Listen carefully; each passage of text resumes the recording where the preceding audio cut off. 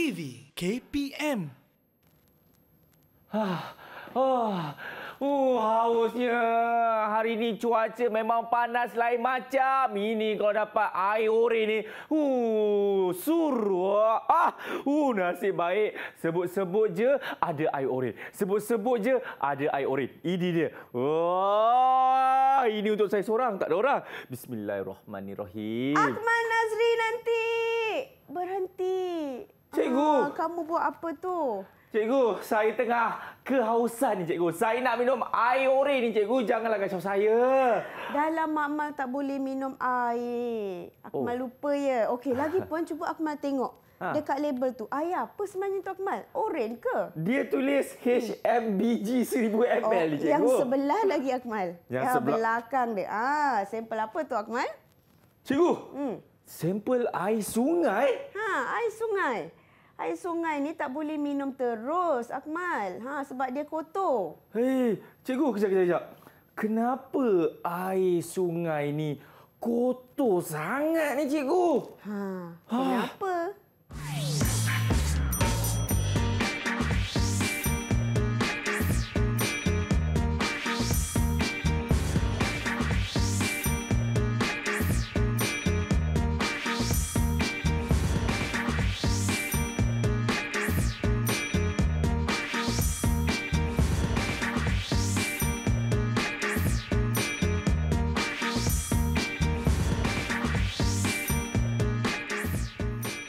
Hai, Assalamualaikum. Apa khabar semua? Bersama dengan saya, Akmal Nazri. Selamat datang ke Menengah Rendah. Murid-murid semua sihat ke? Alhamdulillah, terbaiklah. Hari ini, kita akan belajar bagi mata pelajaran sains di dalam Menengah Rendah kali ini. Tapi sebelum itu, saya pasti murid-murid pun dah tahu dah kan, guru yang akan mengajar kita kali ini iaitu Cikgu Hafizah. Apa khabar, Cikgu Hafizah? Ya, Alhamdulillah. Terima kasih. Ya, Sihat. terima kasih, Cikgu, kerana telah memberhentikan saya sebelum minum air sungai ni, Cikgu. Saya ingat air oreng kodil tu. Bukan. Okey, kita juga bersama dengan jurubahasa isyarat. Tak lain tak bukan Indah, Cikgu Kulina. Apa khabar, Cikgu Kulina? Senyum sikit. Ya, itu dia, Cikgu Kulina. Baik, Cikgu, saya pastikan murid-murid semua macam tertanya-tanya. Cikgu, kenapa air sungai tu kotor sangat, Cikgu? Saya tengok macam air oreh pun ada, air asam jawa pun ada, Cikgu Hafizah. Cuba Cikgu terangkan. Okey, sebenarnya dalam air sungai ni kita ada banyak bahan cemar. Kita ada sampah, kita ada daun, ada kayu, ada bahan terlarut, ada mikroorganisma dan ada bahan terampai. Jadi hari ni kita nak belajar macam mana nak bersihkan air sungai ni dari keruh macam ni sampai jadi jernih.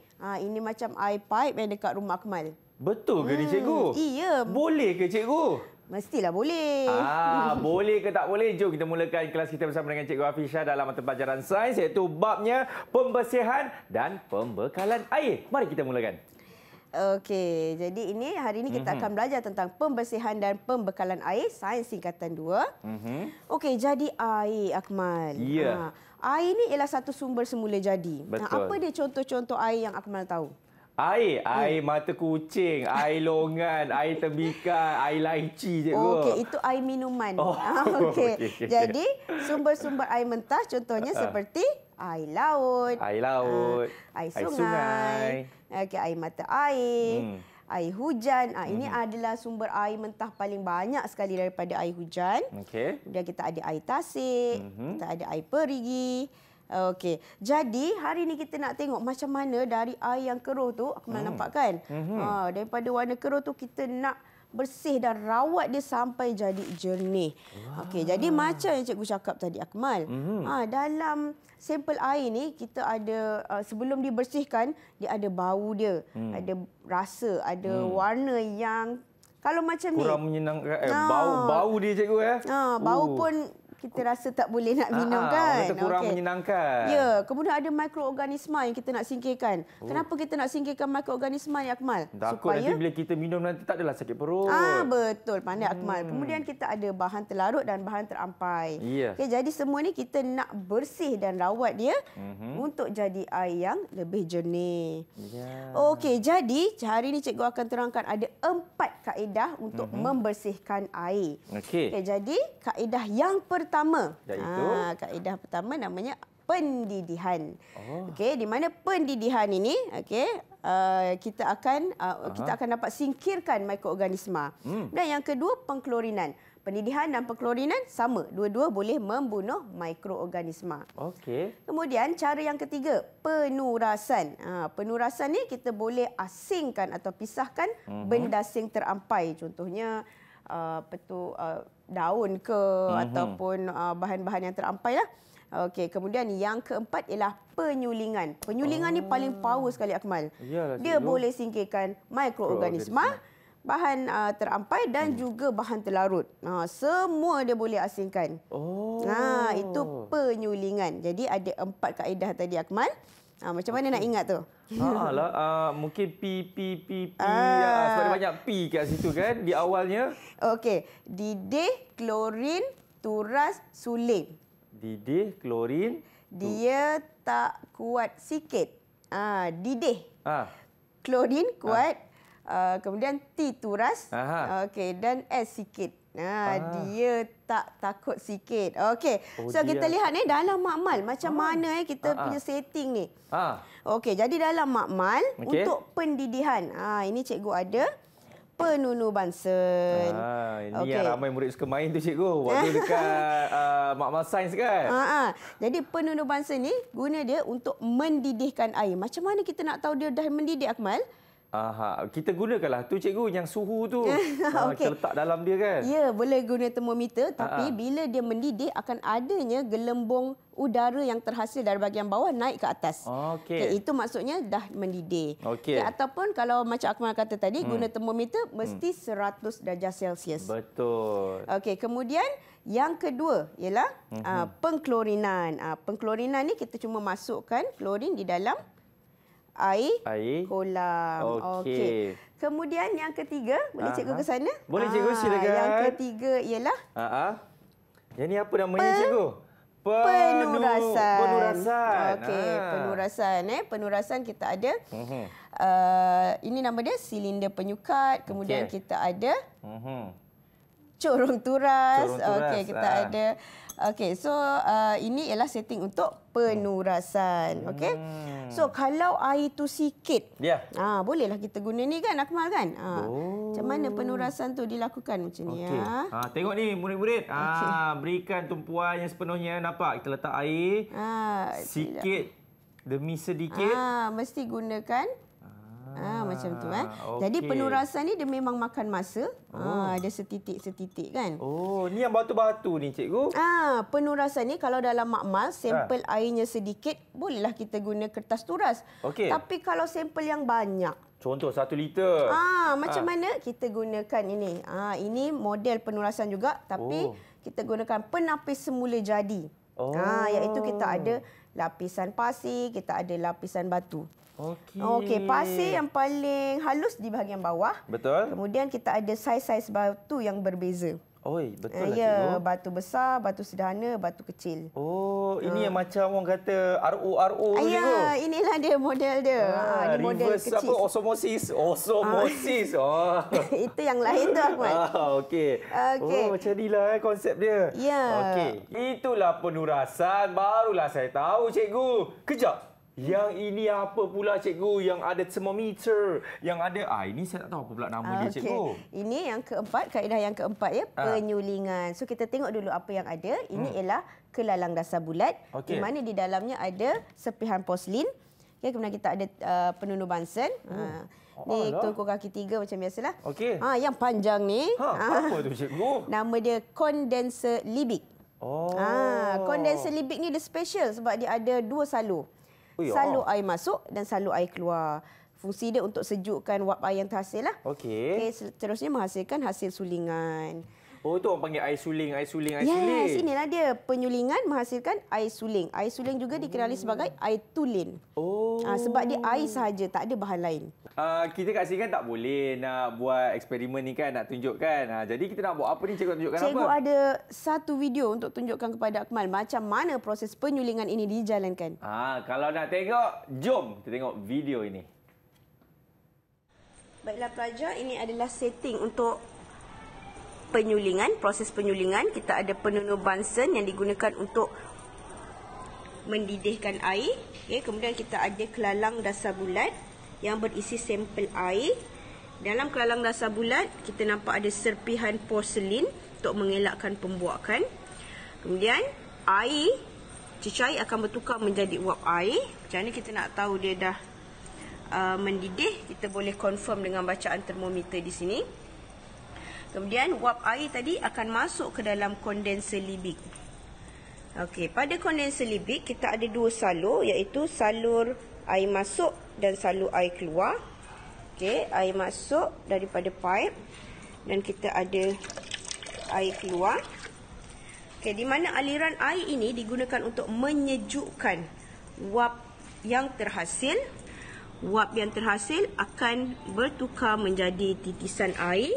Kita akan kumpulkan titisan air yang terhasil ini, kita panggil sebagai air suling ataupun air tulen.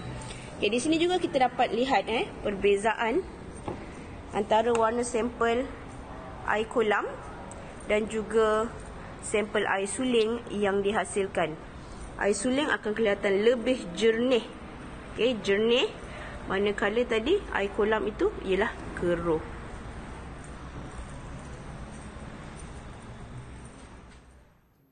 Wah. Canggih kan? Eksperimen tu memang terbaiklah cikgu. Okey Akmal, sebab kita dah belajar 4 kaedah pembersihan air tadi, cikgu nak uji Akmal. Boleh cikgu, tidak ada masalah. Okey, jadi cikgu cuba tengok jadual di sebelah Akmal. Okey. Masih ingat tak pendidihan boleh menyingkirkan apa Akmal? Mikroorganisma cikgu. Pandai. Saya tambah sekarang cikgu. Pandailah Akmal ni. Iya. Okey, pendidihan sama macam pengklorinan. Boleh menyingkirkan apa Akmal? Pendidihan menyingkirkan bahan terampai ni cikgu. Pengklorinan. Pengklorinan. Samalah juga cikgu. Mikroorganisma cikgu. Ya, mikroorganisma dapat disingkirkan. Ya, okey. Okey, kalau penurasan tadi, apa yang kita boleh singkirkan? Semestinya bahan terampai cikgu. Ya, macam daun-daun ya. Betul tu cikgu. Penyulingan. Yang paling power, apa yang dia boleh singkirkan Akmal? Dia singkirkan semua cikgu, termasuk saya. Dia singkirkan saya sekali cikgu. Okey, dia singkirkan ketiga-tiganya. Mikroorganisma. Okey, kemudian bahan terampai dan juga bahan terlarut. Bahan terlarut. Cikgu, siapa yang tampal-tampal ni cikgu? Susah betul nak buka cikgu. Okey. Baik, dan lagi satu. Terima kasih Wana. Okey. Okey, seterusnya Akmal. Samalah jawapan Akmal, pandailah Akmal ni. Ya. Jadi markah untuk saya berapa cikgu? Cikgu bagi 5 markah. Saya nak 10 cikgu. Okey, seterusnya Akmal. Dalam makmal kita ada aktiviti 5.7 di mana kita nak uji air yang kita dah bersihkan tadi, dapatkah ia menumbuhkan mikroorganisma. Okey, jadi pada Akmal pada cikgu sendiri ada ni. Kalau Akmal nampak. Okey, kita ada ini nutrien, agak-agak bernutrien. Okey, kita ambil semua satu sampel air ni. Kita titiskan 5 titis. Okey, cikgu buat air kolam dulu Akmal. Okey, cikgu sambil-sambil ini adalah air kolam ya. Sambil-sambil tu saya tampal saya punya reward tadi. Kan tadi cikgu kata bagi saya 10 kan. 10 lah saya kena tampal cikgu. Cikgu titiskan 5 titis air kolam. Okey. Kemudian cikgu nak titiskan untuk air didih dan air klorin. Boleh Akmal tolong titis untuk air yang dituras dan air suling? Boleh cikgu. Alalang saya pun dah siap tampal untuk saya punya reward card ni cikgu. Okey. Jadi saya akan letakkan dekat mana? Atas ni ke cikgu? Ya, ambil air 5 titis Okey. Sini cikgu Okey, saya pula nervous cikgu. Okey, kita titiskan. Kita Akmal? Ya. Okey, sekejap ya Akmal. Oh, yang inilah cikgu. Oh, masya-Allah. Okey, kita titiskan. Berapa banyak cikgu? 1, 2. Akmal ya. Macam ni Akmal. Letak dekat. Oh, situ cikgu. Oh, baik-baik cikgu. Baik-baik. Oh, cikgu, itu bukan titis cikgu, itu kita tuang cikgu. Ya, kita tuang. Kemudian yang kita nak ambil sampel dia. Okeylah.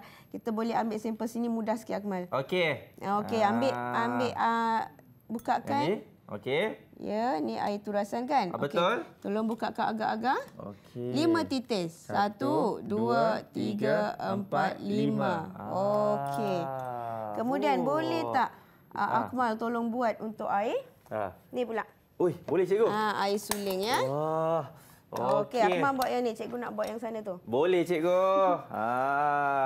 Macam tadi cikgu ada katakan. Nampak kan? Okey, yang ini kan nama dia air suling, cikgu kan? Penyulingan. Kita ambil 5, kita titiskan 5, Akmal. 1, Okey.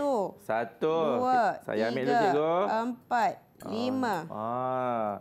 Okey, saya letak dekat ni, cikgu. 1, 2, 3, 4, 5. Dah, cikgu. Okey, tutup pula, Akmal. Tutup. Okey. Ya. Saya tak depan, cikgu.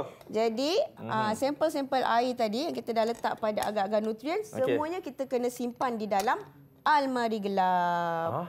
Kenapa, cikgu? Sebab mikroorganisma ni dia nak membiak, dia suka kepada kawasan yang gelap. Okey. Jadi, untuk kita simpan dia kan. Okey. Jadi, kita perlu tunggu sehingga 4 hari. Tapi nak tunggu 4 hari lama pula kan, Akmal? Cikgu. Boleh, cikgu. Cikgu dah ada dah dia punya keputusan dia. Ini kita tak dalam, cikgu, boleh? Okey, kita tak kat dalam. Okey, tutup ya. Okey, ini adalah sampel untuk air kolam. Nampak tak? Akmal nampak tak warna hitam tu? Okey, cikgu. Saya tolong cikgu Ya, itu ialah mikroorganisma ataupun bakteria yang telah membiak. Ini. Okey, kemudian Cikgu, yang ni ke yang ada warna hitam, warna hitam cikgu? ni. Yes. Okey, murid-murid. Inilah dia yang dipanggil mikroorganisma. Ini bukan dakwat hitam tau. Okey, tu nampak. Ini untuk air kolam klorin. Ya. Okey. Untuk air kolam biasa pun ada tumbuh. Air kolam turas pun ada. Nampak tak? Look at that. There's a microorganism. Wah. Okey. Ini. Ini air kolam. Ini pun air kolam didih. Nampak tak? Okey. Dan yang lagi 2, cikgu. Ini air kolam yang dituras. Ini air kolam yang disuling. Nampak? Ini air kolam turas. Ini air kolam suling. Suling nampak tak? Macam tak ada kan, Akmal? Yalah, sebab tadi dia dah singkirkan mikroorganisma, bahan terampai dan juga bahan terlarut. Jadi dia paling bersih. Jadi dia tak tumbuh apa-apa. Jadi air ni kita boleh minum lah. Tapi biasanya kita minum air mineral. Ya, cikgu. Air suling ni sesuai untuk buat ubat ataupun untuk guna dalam makmal. Okey, sebenarnya Akmal, sebab cikgu dah ajar tadi, cikgu ada satu lagi soalan nak tanya Akmal. Okey, macam tu cikgu, saya lari pergi sana dulu. Okey. Ini tadi pemerhatian untuk eksperimen kita tadi. Okey. Kemudian, ini soalan untuk Akmal. Daripada keempat-empat kaedah pembersihan air tadi, yang mana yang akan jadi jernih? Kalau Akmal tengok tadi, yang mana yang akan jadi jernih? Yang tu, cikgu. Yang mana? Nama kawan saya, Suling. Okey, betul. Okey, air air yang disuling, dia akan menjadi jernih. Soalan yang kedua. Yang manakah masih mengandungi bahan terampai? Yang mana mengandungi bahan terampai, cikgu? Kalau kita tengok dekat sini, cikgu, pengklorinan, yang pendidihan kan. Jadi semestinya yang air didih tu, cikgu, pendidihan tu. Ya, betul. Ya, nampak tak? Hanya 2 soalan saja telah meyakinkan kepada guru dan juga murid di sana yang Abang Akmal ni memang bijak, cikgu. Kita nak bertirahat dulu, boleh ke, cikgu? Kita bertirahat dulu. Okey, jadi murid semua jangan ke mana. Selepas ini kita akan kembali lagi dalam Menengah Rendah.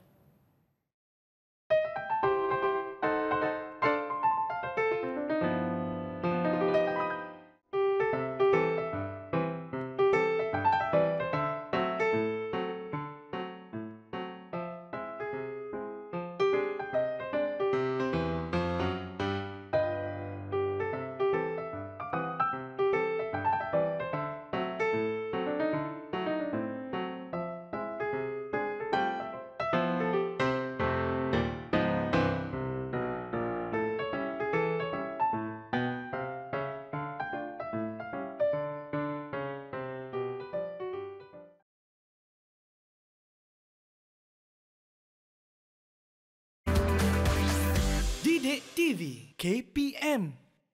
Okey, masih lagi menyaksikan Menengah Rendah bersama dengan saya, Akmal Azri. Cikgu, saya nak belajar lagi, murid-murid pun nak belajar lagi mengenai mata pelajaran sains ni, cikgu. Pembersihan dan pembekalan air, cikgu. Jom kita sambung. Okey, kita sambung seterusnya. Kita nak belajar tentang masalah kekurangan air, Akmal. Ui. Okey, Malaysia ni kita masih lagi beruntung, Akmal. Kita ada banyak sumber air mentah yang bersih. Tapi contohnya negara-negara yang tak cukup air bersih ni, Akmal. Macam mana dia nak dapatkan air bersih, Akmal? Takkan dia nak buat penurasan ni, cikgu? Berapa lama pula nak kena tunggu? Ya. Okey, jadi kita ada kat sini cikgu nak bincangkan 3 kaedah macam mana negara-negara yang kekurangan air ini mengatasi masalah mereka. Okay, jadi yang pertama, kaedah pertama, kita semula air. Okey. Jadi kita tahu air mentah ni yang kita boleh rawat ni ada 2 jenis. Satu memang air mentah yang daripada sumber semula jadi, contoh air sungai. Yang kedua daripada air sisa. Air sisa? Air sisa maksudnya air kumbahan. Okey. Contohnya di Singapura kita di Singapura dia mengitar air, iaitu dia akan kumpulkan air. Okey, kemudian air kumbahan tu akan dirawat melalui 3 proses. Okey, proses yang pertama mikroturasan, di mana di sini bakteria akan disingkirkan. Kemudian ni yang Akmal sebut tadi, osmosis berbalik. Betul? Okey. Jadi pada osmosis berbalik ini virus akan disingkirkan. Okey, pada peringkat yang kedua ini sebenarnya air itu telah bersih. Tapi dia tambah lagi dengan rawatan dengan sinar ultraungu untuk bunuh sekali lagi mikroorganisma, bakteria dan virus yang masih lagi tertinggal dan menghasilkan air bersih. Air ini adalah air yang berkualiti tinggi, air kita semula. Okey, jadi ini di Singapura dia namakan teknologi ini New Water. New Water. Ya, New Water. Okey. Kemudian kaedah yang kedua di Chile ataupun di Peru. Okey, di sana dia punya kawasan muka bumi dia berbukit, bergunung ganang. Jadi dia ada banyak kabus. Okey, jadi air dia boleh tuai air daripada kabus. Di mana dia akan gunakan perangkap kabus. Ini saya tak pernah tengok, cikgu. Ya. Okey, dia macam ada satu nilon, jaring, yang dia dirikan dengan menggunakan besi. Okey, kemudian bila kabus lalu pada jaring tersebut, kabus tadi dia merupakan titisan-titisan air. Jadi dia akan terkondensasi jadi cecair. Kemudian air tadi akan dikumpulkan masuk ke dalam tangki simpanan. Murid, kalau nak tahu macam mana, jom kita tengok video. Ada video, cikgu? Yang ini tak ada. Okey. Okey, yang ketiga. Yang ketiga ialah yang ketiga ialah penyahgaraman air laut. Penyahgaraman air laut? Akmal pernah mandi dekat pantai? Saya memang orang pantai, cikgu. Okey, boleh minum tak air laut tu? Kan masih, cikgu. Okey, sebenarnya Akmal, kita boleh tahu minum air laut dengan cara penyahgaraman. Di mana kita keluarkan garam tu, kita akan dapat air tawar. Macam mana proses dia tu, cikgu? Okey, kita tengok proses dia. So, ini dekat negara-negara Arab dia ada buat ni. Okey, jadi air laut tadi mula-mula dia akan dipam masuk ke dalam satu sistem rawatan yang awal. Itu di mana di sini dia akan turas sampah, pasir, bakteria ataupun organisma laut dia tak boleh masuklah. Okey. Jadi kemudian dia akan dinyah garam. Proses penyah garam. Okey, so mana di sini ada satu tapisan untuk garam itu disalurkan keluar dan dihasilkan air mentah. Okey, jadi air tadi yang lebih banyak garam tadi, kita namakan dia sebagai air kumbahan. Dia lebih masin dari air laut. Tapi sebelum kita lepaskan ke laut, dia akan masukkan sekali dengan air kumbahan industri. Kemudian barulah dikembalikan ke laut. Okey, dia ada 2 tau. Kemudian air yang dah jadi air tawar tadi, dia akan pergi ke rawatan akhir, iaitu dia masukkan klorin. Untuk membunuh bakteria. Ingat tadi? Membunuh mikroorganisma kan? Okey, kemudian barulah di sini air dah bersih, kita akan simpan di dalam tangki dan hantar di rumah-rumah. Okey, jadi ada 3 kaedah macam mana kita nak kita semula. Okey, yang pertama tadi kita semula air.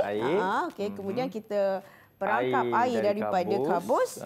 Okey, ataupun kita buat penyahgaraman. Air laut. Ini ada video, cikgu? Yang ini pun tak ada. Okey, jadi cikgu ada satu soalan untuk Akmal. Untuk saya ke, cikgu? Ya, untuk Akmal lah. Dalam skrip tak ada pun, cikgu. Okey, ini pendapat Akmal. Pada pendapat Akmal lah, kalau Akmal diberi pilihan. tadi air kita semula daripada air kumbahan. Okey. Okey, dia dah kita semula, boleh minum. Okey. Dengan air yang kita rawat dari sumber air sungai macam kat Malaysia. Okey. Okey, yang mana satu Akmal nak pilih kalau diberi pilihan? Okey. Kita berdiri rehat dulu boleh, cikgu? Kena jawab juga, cikgu. Okey. Pilih. Dia tak ada salah ke betul, Akmal? Dia sebab saya rasa dua-duanya selamat diminum. Ya, kerana betul. kita telah melakukan satu proses yang di mana air yang orang kata mungkin air yang kita tak rawat, tapi melalui satu proses yang kita dah rawat, jadi ianya selamat untuk diminum, cikgu. Ya, dia selamat untuk diminum. Jadi saya akan memilih jawapan. Kita tanya cikgu Kulina macam mana. Dia nak air yang mana satu. Saya rasa saya akan ambil air kitar semula, cikgu. Okey, air kita semula boleh, tapi macam kalau kat Malaysia, kita ambil air sungai yang terawat. Tapi dua-dua pun boleh, Akmal. Dua-duanya selamat diminum kan, cikgu? Selamat diminum dua-duanya. Okey, cikgu. Memandangkan saya pun dah bagi jawapan yang agak bijaksana sebenarnya, kan? Jadi itu tak apa, Akmal. Dia pendapat masing-masing. Ya, jadi pun boleh bagi markah ke, cikgu? Boleh, Akmal. Cikgu bagi Akmal 3 bintang. Kejap lagi saya tampar, cikgu. Sebab apa? Sebab kita nak berhenti rehat dulu. Murid-murid, jangan pula pergi minum air sungai. Air sungai tak selamat untuk diminum. Betul kan, cikgu? Ya, kita kena rawat dulu. Kita minum dulu air yang telah dirawat ataupun air bersih. Murid jangan kemana ya. Selepas ini kita akan kembali dalam Mendengar Rendah. Cikgu, jom pergi pantai. Okey, jom.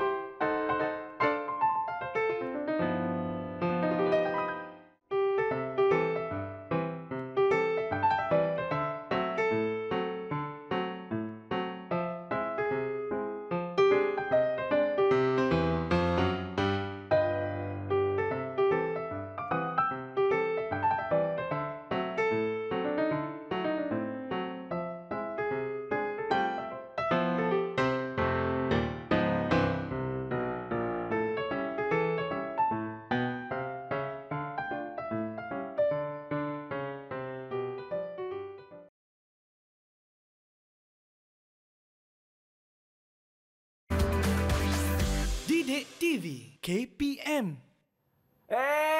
Jangan minum air sungai. Kan cikgu dah kata tadi, jangan minum air sungai. Masih lagi menyaksikan Mendengar Rendah. Cikgu, saya nak belajar lagi lah pasal jenis-jenis air, apa yang boleh diminum, macam mana proses dia lagi, cikgu. Boleh ke, cikgu? Okey, boleh. Jadi sekarang cikgu nak bawakan Akmal macam mana dekat Malaysia pula kita rawat air tu untuk dibekalkan. Cantik, cikgu. Mari kita tengok. Jadi, dalam dia sebenarnya sistem pembekalan air ini, sebelum air dapat dibekalkan kepada pengguna, kita perlu bersihkan dan rawat dia. Betul. Okay, jadi ini gambar daripada buku teks. Ini kita ada 6 proses sebenarnya yang akan kita lakukan, yang akan kita lakukan untuk membersihkan air tersebut. Itu proses penapisan, pengoksidaan, penggumpalan, pengenapan, penurasan, pengklorinan dan pemfloridaan. Jadi cikgu akan terangkan satu-satu, Akmal. Boleh, cikgu. Okey, jadi mula-mula kita takung air. Ini gambar sebenar ni, cikgu pergi loji air Linggi. Okey, tu nampak tak air sungai kita warna apa, Akmal? Teh openg. Okey, teh openg. Teh pink pun ada, cikgu. Kita nak rawat dia daripada teh openg tu sampai jadi jernih. Okey. Jadi proses yang pertama namanya penapisan. Okey, sebenarnya apa yang kita nak tapis? Kat sinilah cikgu kata banyak sampah-sampah. Daun, ranting, plastik. Sampah dekat sini kita akan buang dia secara manual. Okey, kalau dekat dalam buku teks dia buat penapisan saja. Sebenarnya dalam situasi yang sebenar kita tapis 3 kali. Sampah yang besar, pasir dan juga sampah yang lebih kecil. Kemudian selepas itu air akan masuk ke dalam rumah pam air mentah. Dekat sini kita tak bersihkan, kita cuma nak pam dia supaya kita boleh naikkan dia ke dalam tangki pengoksidaan. Sebab tangki pengoksidaan tu dia tinggi. So air tu perlu dipam naik. Okey, ini tangki pengoksidaan. Okey, macam yang Akmal nampak Okey, dia sebenarnya tinggi bangunan ni. Air tu perlu dipam, kemudian dia akan dilepaskan dari atas. Okey, apabila air tu dicurahkan ke bawah, oksigen boleh meresap masuk. Ya, ini kita namakan proses dia proses pengoksidaan. Okey, jadi di mana apa fungsi dia? Pengoksidaan ini untuk menambahkan kandungan oksigen di dalam air.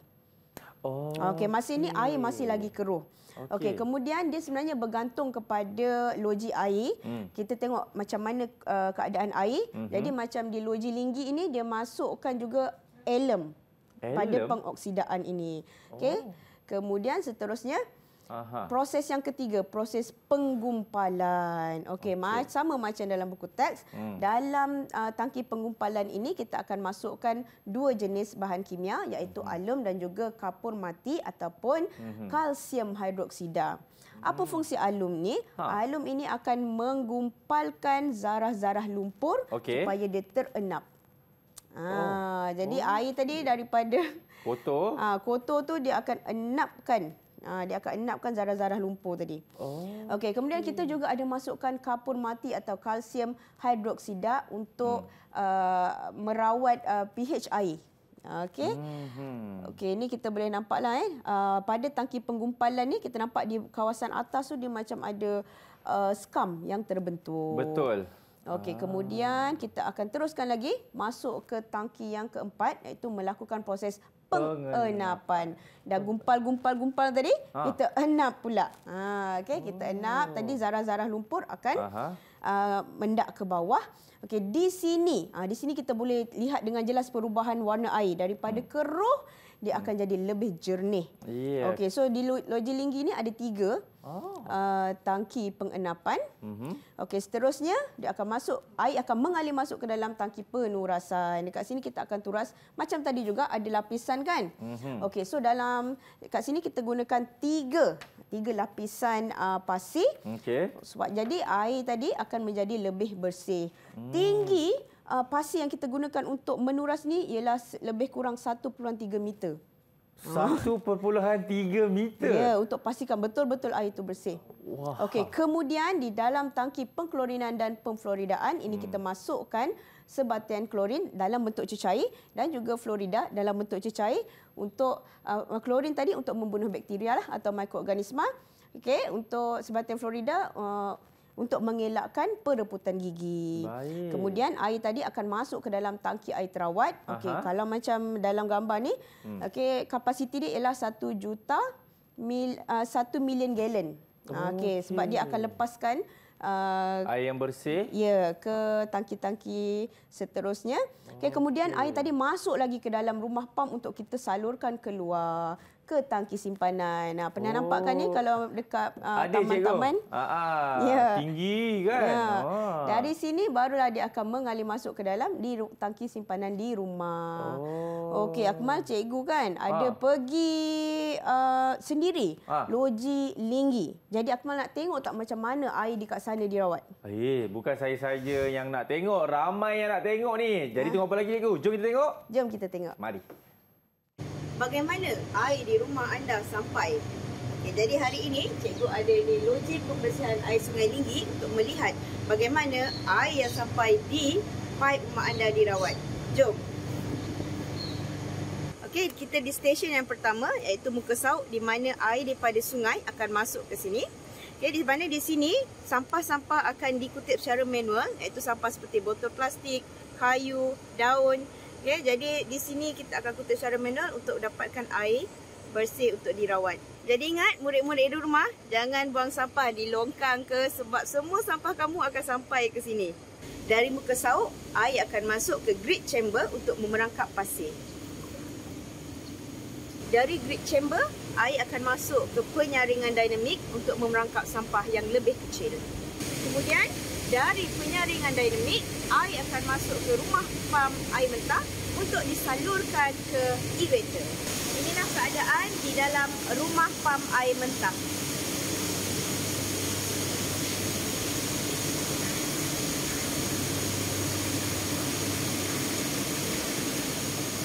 Dari rumah pam air mentah, air akan dipamkan ke tangki pengoksidaan untuk menambahkan kandungan oksigen seperti di belakang ini.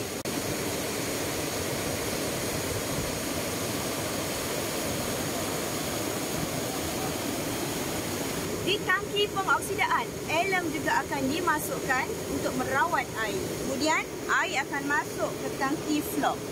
Di sini kita akan dapat melihat pembentukan skam di permukaan atas air. Di sini, 4 bahan kimia dimasukkan ke dalam tangki flok, iaitu klorin, karbon, kapur dan juga polimer.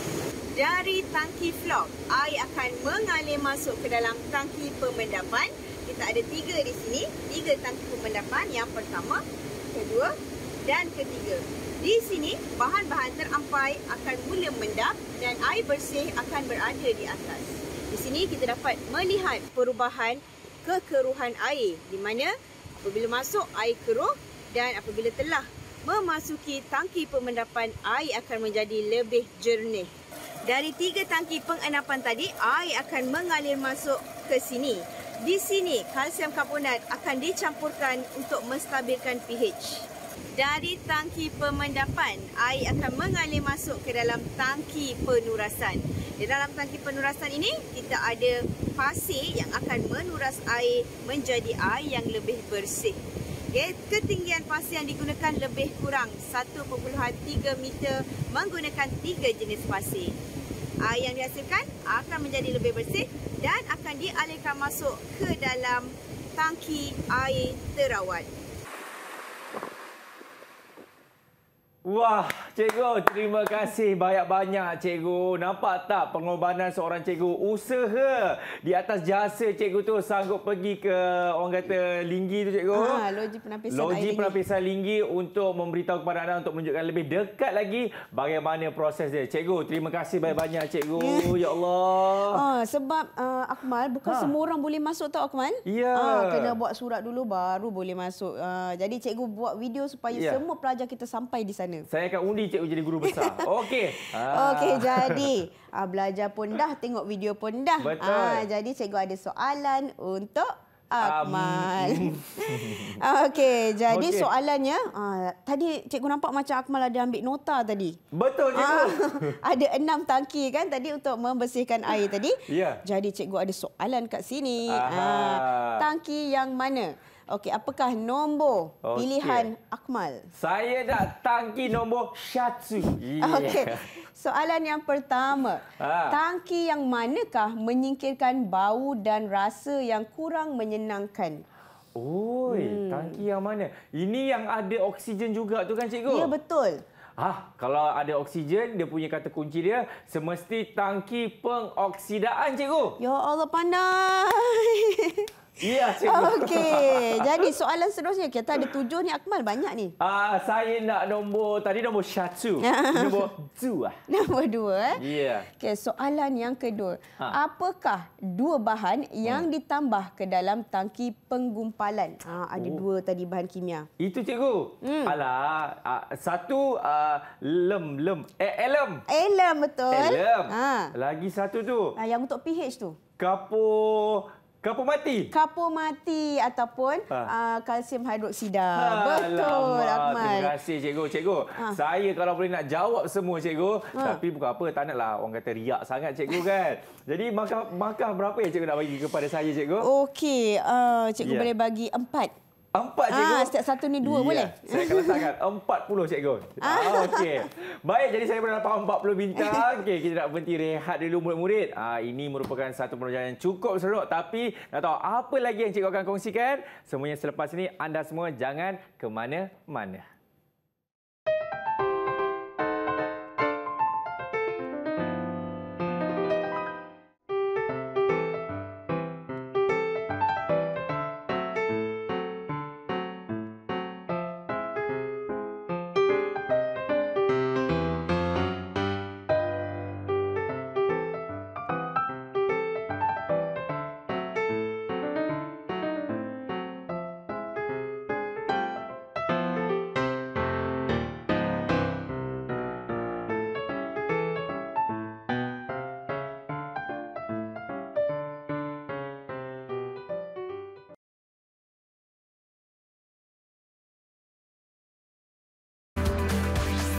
Didik TV KPM. Alright, masih lagi menyaksikan Mendengar Rendah bersama dengan saya, Akmal Azli. Cikgu, saya tak puas lah cikgu. Saya nak belajar lagi cikgu pasal air ni. Bolehkah kita sambung cikgu? Ya, boleh. So, last cikgu akan sentuh tentang kelestarian air. Dah last dah, janganlah last cikgu. Okey, kelestarian air ni apa yang kita nak belajar, Akmal? Okey. So kita nak tahu apa dia 4 bahan pencemar yang biasanya mencemarkan air dan cara untuk mengatasinya. Okey, jom. Okey, jadi bahan cemar yang pertama ni yang memang semua daripada rumah semua ada, bahan buangan domestik. Okey, maksudnya buangan tu sampah daripada rumah. Okey. Kemudian yang kedua ialah bahan buangan industri. Okey, yang ini yang kita tak boleh kawal lah sebagai orang individu tapi Betul. kita boleh gunakan pihak-pihak yang berkuasa lah untuk mengawal bahan buangan industri. Okey. Kemudian bahan kimia dalam pertanian. Okey, ini pun kita boleh educate sebenarnya para petani. Okey, kemudian yang keempat, ini pun kita tak boleh kawal tumpahan minyak. Ya, kadang-kadang ya kapal yang berlayar dia nak kurangkan kos sebab sebab kalau nak pergi ke pelabuhan dulu baru buang minyak dia banyak kos. Jadi malam kau orang tak nampak dia tumpahkan minyak kan. Okey, jadi kita dah tahu masalahnya, macam mana cadangan untuk mengatasinya. Okey, jadi untuk bahan buangan domestik, cikgu ada sediakan ni 3 cara mengatasi. Okey, jadi yang pertama, menaik taraf sistem pembentungan di seluruh negara. Sistem pembentungan ni apa, Akmal? Tempat tu cikgu yang sampah-sampah tu kan? Ya, pembentungan ni lebih kepada buangan seperti air kecil, air besar kita tu. Okay. Sampah jugalah tu kan? Ya, okey, kita akan naik taraf sistem pembentungan. Yang kedua, ini kita boleh didik masyarakat untuk cara pembuangan sampah yang betul. 3R, kita gunakan 3R Kita semula kalau boleh. Okay, kemudian yang ketiga, menyediakan kemudahan sanitasi yang sempurna di kawasan pedalaman. Oh, boleh cikgu Ya, sebabnya kawasan pedalaman ni masih ada lagi yang tak dapat air bersih tu, mereka membuang di sungai-sungai kan. Okey. Okey, jadi kita boleh naik taraf dengan menyediakan kemudahan sanitasi supaya air sungai itu lebih bersih. Betul. Setuju. Okey, kalau bahan buangan industri, ini memang kita tak boleh pergi secara individu, tak boleh lah kan, membantah tak boleh kan, tapi kita boleh gunakan pihak-pihap yang berkuasa melalui undang-undang. Bagaimana caranya? Rawat dulu air ni, sisa air ni sebelum dibuang. Jadi contohnya kita boleh gunakan ada peraturan-peraturan kualiti alam sekitar PPKAS. Okey, di mana contohnya buangan berjadual 2005, PPKAS effluent perindustrian 2009, PPKAS untuk kumbahan tahun 2009. Ada cikgu Ya, ada undang-undangnya. Okey. Okey, kemudian yang ketiga, bahan kimia dalam pertanian. Kadang-kadang para petani ni dia suka gunakan pestisid, lebihan baja supaya sayur supaya sayur dia sihat, gemuk, cantik kan. Tapi dia tak tahu sebab bahan-bahan ini boleh accumulate dekat dalam sayur tersebut. Kita makan sekali memang kita tak sakit. Betul. Tapi kalau dah bertahun-tahun dia akan accumulate dalam badan dan buatkan kita sakit. Jadi apa caranya? Kita boleh gunakan racun perosak yang bersifat terbiodegradasi, iaitu dapat diuraikan secara semula jadi. Oleh pengurai semula jadilah.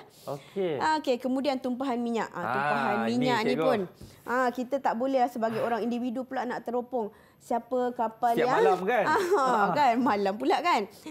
Jadi kita boleh minta tolong dengan bukan minta tolong, maksudnya pihak berkuasa lah yang boleh membuat cara mengatasi ni. Contohnya membendung dan pungut tumpahan minyak di laut menerusi rancangan kontingensi kebangsaan kawalan tumpahan minyak semakan tahun 99 dan 2000.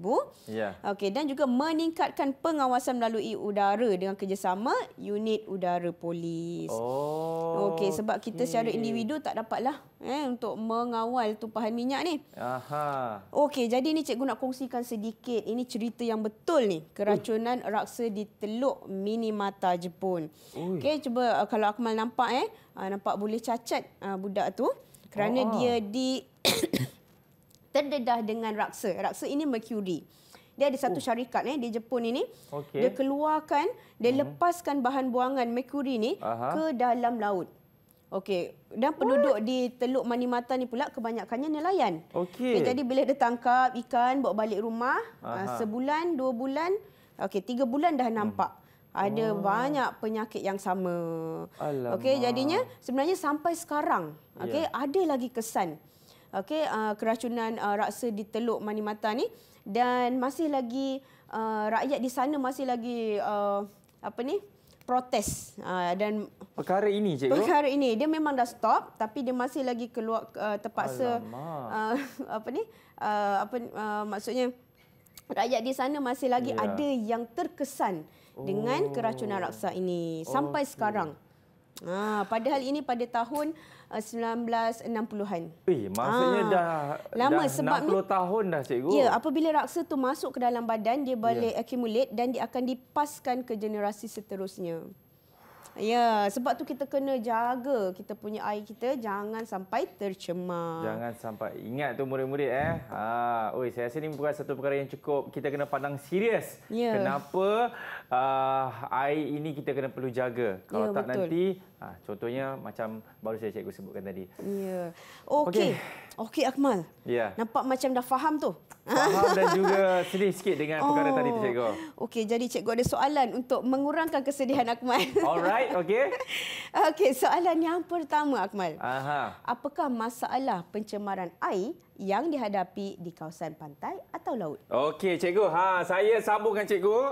Kalau kita tengok tadi, okey, yang mana? Sampai-sampai cikgu minum air tu, saya nak beritahu kepada anda. Kita tahu kan, masalah pencemaran air ni yang dihadapi di kawasan pantai ataupun laut memang adalah satu perkara yang cukup serius. Yalah, kalau tak tadi nampak tak apa jadi dekat penduduk di Jepun. Pantai apa cikgu? Teluk Manimata. Teluk Manimata di Jepun. Jadi, apakah masalahnya? Teluk cikgu. Apa tadi nama teluk dia? Teluk Manimata. Itu yang saya nak sebut tadi. Okey, jadi jawapan untuk soalan pertama ini adalah semestinya apabila perkara malam-malam kan, orang bawa kapal besar-besar ni dia tumpahkan minyak, cikgu. Betul. Jadi itulah dia. Ini merupakan satu perkara yang cukup dahsyat sebenarnya, cikgu kan? Ya, sebab apa tahu bila tumpahkan minyak tu, dia akan merebak. Kawasannya banyak yang diliputi, jadi ikan-ikan tu kesian dia mati dia. Apa Minamata ke cikgu? Teluk Minamata. Ya, betul. Teluk Minamata, Jepun. Jangan tersalah sebut pula. Okey? Alright. Okey, soalan yang kedua Akmal. Cadangkan 3 cara mengawal pencemaran air. Cadangkan 3 cara mengawal pencemaran air, cikgu. Saya rasa apa tadi yang boleh kita buat? Banyak sebenarnya, cikgu. Okey, contohnya Akmal. Yang pertama apa dia, murid-murid? Betul. Diorang kata, cikgu. Yang kedua apa pula? Betul. Dan yang ketiga apa? Jawapan yang anda berikan memang terbaik, murid-murid. Itu dia, cikgu. Saya cukup bangga dengan mereka ni, cikgu. Yang mana pertama tadi adalah apa dia? Untuk pembentongan tu, cikgu. Ya, sistem pembentongan. Sistem pembentongan tu kita kena ni. Yang kedua, kita kena mendidik masyarakat supaya jangan membuang benda-benda yang tak sepatutnya ke dalam air, cikgu. Sungai ke, apakah. Yang ketiga apa tadi murid ada sebut tadi? Yang mana kita sebenarnya ni kena menyediakan orang kata kemudahan sanitasi, cikgu. Kepada penduduk-penduduk juga luar kan. bandar. Itulah jawapan yang diberikan oleh murid-murid kat rumah, cikgu. Anda memang awesome. Okey, cikgu. Jadi, berapakah markah bukan untuk saya tapi untuk mereka yang menjawab soalan tadi tu, cikgu? Okey, sebab 4 markah boleh dapat 8 bintang. Okey, nanti saya tambahlah, cikgu, sebab 8 bintang kan. Jadi, kita pun dah sampai di penghujungnya, cikgu. Mungkin boleh berikan rumusan apa yang kita dah belajar setakat ini, cikgu, silakan. Okey, jadi tadi kita dah belajar tentang 4 cara pembersihan air. Kemudian negara-negara yang kurang air, terpaksa rawat air kita semula kan. Kemudian kita dah belajar juga macam mana membersihkan air dan membekalkan air di Malaysia dan juga bahan cemar dan cara mengatasinya. Jadi murid di rumah cikgu harap semua orang akan meningkatkan kesedaran supaya jangan cemarkan air. Sekarang kita memang masih lagi beruntung kita ada air mentah yang bersih. Jangan sampai kita jadi macam negara jiran kita kekurangan air terpaksa kita semula air kumbahan. Air kumbahan, air yang kita buang air kecil dan besar tu, kita kita semula untuk minum. Sanggupkah anda? Kan, sanggup tak? Sanggup tak sanggup. Yang penting jagalah kita punya alam semula jadi sumber juga air, kan, betul. terutamanya sumber air. Betul. Okey, jadi cikgu, dari segi pentadbiran keseluruhan oleh pelajar cikgu ni macam mana, cikgu? Okey. Cikgu tengok slot 1, slot 2, 3, 4 semua boleh jawab, Akmal. Nampak? Jadi cikgu bagi Akmal 110/100. Alhamdulillah. Terima kasih cikgu. Malangnya tak cukup bintang 100 kat sini cikgu. Okey, jadi kalau murid-murid mahu guru-guru nak buat bahan rujukan kat mana cikgu? Silalah lawati portal Delima. Dekat sana dah ada ikon Didik TV. Ya, terima kasih banyak kepada Cikgu Hafizah di atas perkongsian tersebut dan tak lupa juga jurubahasa isyarat kita, Cikgu Kulina. Dan murid-murid, terima kasih kerana memberikan 100% tumpuan di dalam mata pelajaran kali ini. Okey, kita ucapkan selamat berjaya kepada anda. Saya Azman Nazri. Jumpa lagi. Assalamualaikum. Bye-bye.